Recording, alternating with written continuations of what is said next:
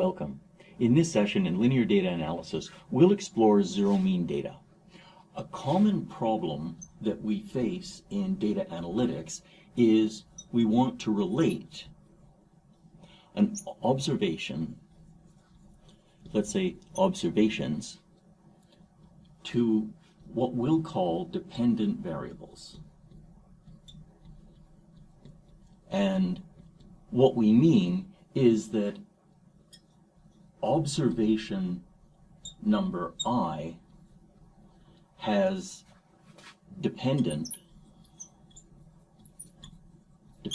value C sub I. And what we want to do is we have a data matrix that has all of the observations in it, and then we have some weights, and we gather those weights into a weight vector. And what we would like to do is each of these weights will produce a summary of the observations. And the goal in what's called linear regression that we'll get to later in the course, the goal is we want each of these summaries of the observations to be approximately the dependent variable that we read out. So that's what we would like to have. And a problem is that if A is square, we might be able to solve that depending on the rank of A. If A is tall and thin, which occurs often in linear data analysis, then we have a different problem and we'll have to have some better solutions for it. For now, we won't worry about exactly how we find that W. Our problem is we need to set the data up so that this problem can be solved very well. So this is usually done by a process that's called standardization. And standardization dates back to the great mathematician and statistician Carl Friedrich Gauss, and these were really laid down in approximately 1900 by Karl Pearson. So this is in 2 steps, and these steps are: one is make the data have zero mean, and we'll describe that in just a moment. And then the second step is make the data have unit variance, and that will be a topic for a subsequent session. And when we have data where each column has a zero mean and each column has a unit variance, we say that that column has been standardized. This takes us immediately into one of the 2 ideas that we need from statistics for this lecture, and that is the mean of data. So data mean. And that is, if we have a column of our data matrix that we'll just represent as A, that's our data, then what we'll say is that the mean or average value is, this is usually written as a bar over it. And we have to pay attention now. Do we have an arrow over it, and is it a column vector, or does it have a bar over it, and by default that would be a real number? And we will say that that is, so the average value of these, what we would do is we would take the sum as I goes from 1 to M. Oh, let's say that that has M observations in it. So we would take the sum as I goes from 1 to M of variable value I, and then we would divide that by M.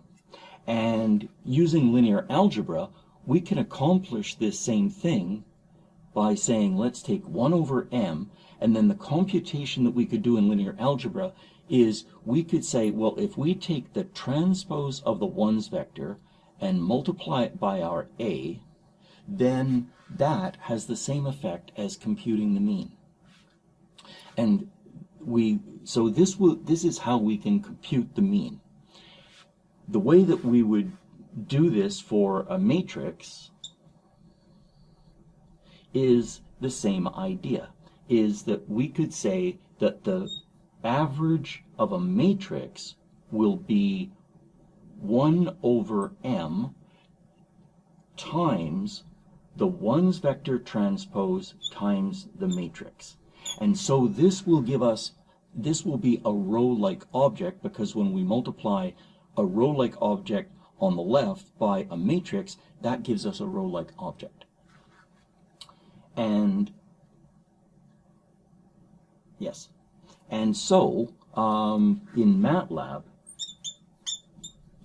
the way that we would do this is simply we would say A minus mean of A, and it would perform this computation for us. So MATLAB has a built-in function called mean, and mean does this part of the computation, and it does it in a really fast, effective way. Let's work through a small numerical example. Suppose that our variable A has these observations. Suppose that the first observation is 15, the second is 17, the third is 33, the fourth is 19, and the fifth is 3. And if we compute these, what we'll find is that a bar for this will be 17. And we can then find the zero mean version of this, so that is A minus, and strictly speaking, we should take A bar and multiply that by a ones vector, and that will be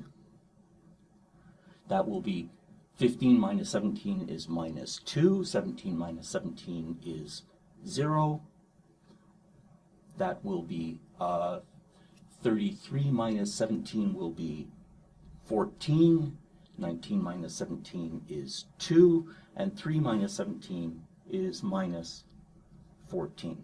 And we can quickly verify that this is a zero mean vector, because minus 2 plus 2 is 0, 14 plus minus 14 is 0. So what we have here are, we've taken our original data and we've transformed it into zero mean data.